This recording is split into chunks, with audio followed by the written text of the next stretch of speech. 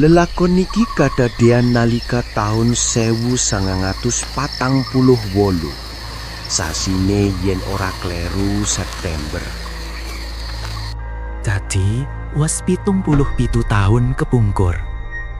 Nalika samono aku oleh tugas nyekel gudang barang-barang angkatan perang kang diungsikake ana ing Jaban Koto. Mapane ing tilas pabrik gula Barongan dumunung ing Desa Sumberagung, Kecamatan Jetis, Kabupaten Bantul. Mangkonku uga ing tilas pabrik kono lan milih papan kang becik, yaiku tilas kantoran pabrik kang arahe ana ing kidul dhewe. Tugasku mau ora mung dhewean, nanging ana koncone Sumadi pinangka pembantu. Mapane uga sak kamar karo awakku. Iki karek sithik, engko karek ngekekno nang kono. Kanggo resik, leladi lan liya-liyane dibantu tenaga harian jenengi Pak Songgolo lan Pak Kromo kang asale saka Ngrumbul kono bae. Iki karek sitek engko gentenan panggon. Tanggal 23 September 1948. Dinane malem Jumuwah Kliwon. Sersan Madi pamit arep ngalor ning Yojo saperlu nonton Sandiwara Bintang Timur kang lagi main ing alun-alun. Bengi ku jare lakone di sepanjang Jalan Malioboro kanthi Sri Panggung Neti Herawati, Titin Sumarni, Vivi Yong lan embuh sapa maneh aku wus klalen.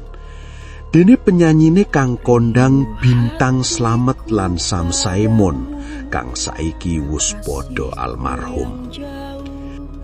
Sarehne bengi mau aku bakal dhewekan, Pak Kromo dak perintah supaya ngancani, senajan sejatine ing jaba uga ana tentara kang jaga.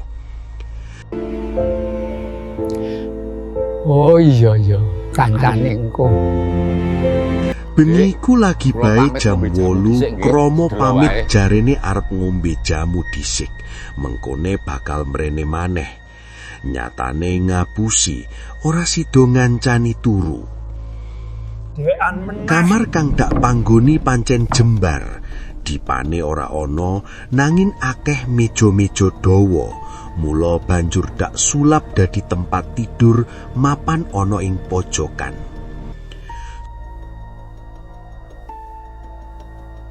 Wes karek nambahi kelambu, karek turu.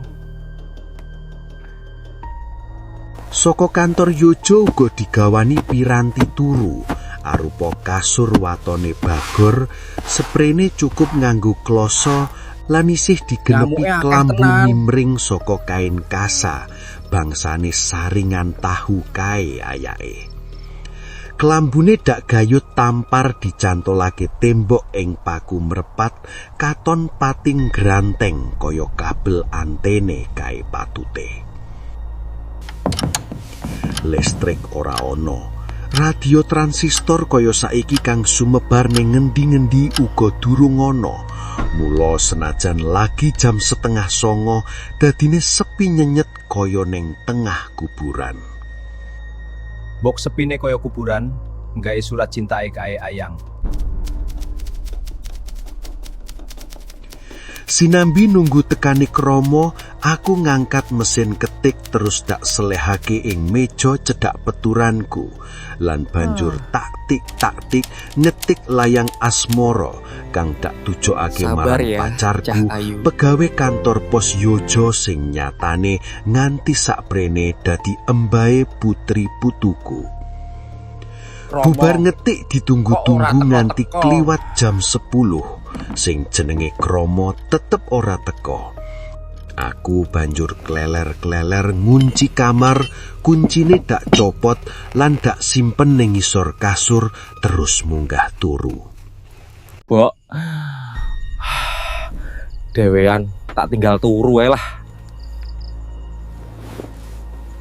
Nalika lagi leyeh-leyeh, pikiranku nglambrang ngangen-angen bebarengan nonton sandiwara Bintang Timur kambi pacare suk malem Minggu.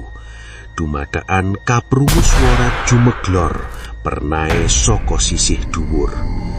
Sakawit aku ngrahita menawa swara iku mung polahe luwak kang mapan ana dhuwur plafon pabrik. Nanging bareng mripatku tumenga ndeleng asaling swara. Lampu duduk kang sumeleh ing sacedhake mesin ketik, urupe isih gedhe, satemah sunare bisa kadangi papan kono. Katon ana barang kunlawer kaya-kaya mbrojol saka sela-selane pian kang sejatine ora bolong. Bebarengan karo kahanan iku ana gondo obong-obongan menyan, krasa sumegrak, satemah begagrakake wulu kalongku ing gitok. Iki mambu kemanyan konde iki. Barang mau wujude kaya lendang dawa, mubeng-mubeng kaya diputer-puter. Mripatku dak ucek-ucek lan dak kedap-kedhepake. Mbok menawa mung weweruwen bae, nanging nyatane tetep ora hilang. Lho iku apa putih-putih? Ubenge saya suwe saya banter, terus dadi klowongan lan dumadaan malih dadi kukus gembuleng, suwe-suwe malih pepetan arupa sirahing pawestri kang tanpa gembung, rambute katon glarah udakara sameteran dawane. Pepetan sirah mau kaya mabur, banjur ngener panggonanku turu. Ngadepi kahananiku, ketek jantungku krasa banter banget. Keringetku gobyos, ambekanku ngongsrong. Lan nalika arep mencolat sarta bengok sarosane, lambeku kaya ana sing bungkem. Sajatine ing ngisor bantalku ana pistol FN38 otomatis. Nanging nalika tanganku arep ngrayah-ngrayah nyandak pistol, tanganku kaya dibondo. Nalika wewujudan iku ngepasi ana ing sacedhake semprong lampu, katon pepetan sirahing wong wadon kang ayu rupane. Lagi mesem ngujiwat, sajak kalegan natine nanging tanpa gembung. Rambute nglarah kaya buntut layangan, kaya dene lagi mabur ngener papanku turu. Bareng tekan sangisore panggonanku ngletah, gondo kembang kenanga sumenguk ning irung, lan saka njabaning kelambu kaya ana swara dumeling kang alus. Mas, aku ora apa-apa. Arep pangancin niko. Rerupang mau terus balik ngener lampu. Lampune didamu, mati, pet. Kaya dene ana sing ngelingake. Ing batin aku nyebut asmane Gusti Allah. Astagfirullah. Allahu Akbar. Lan sanalika oleh pitulungan, awakku bisa obah lan kanthi ngetok kekuatan sarosane, aku mencolat saka paturanku.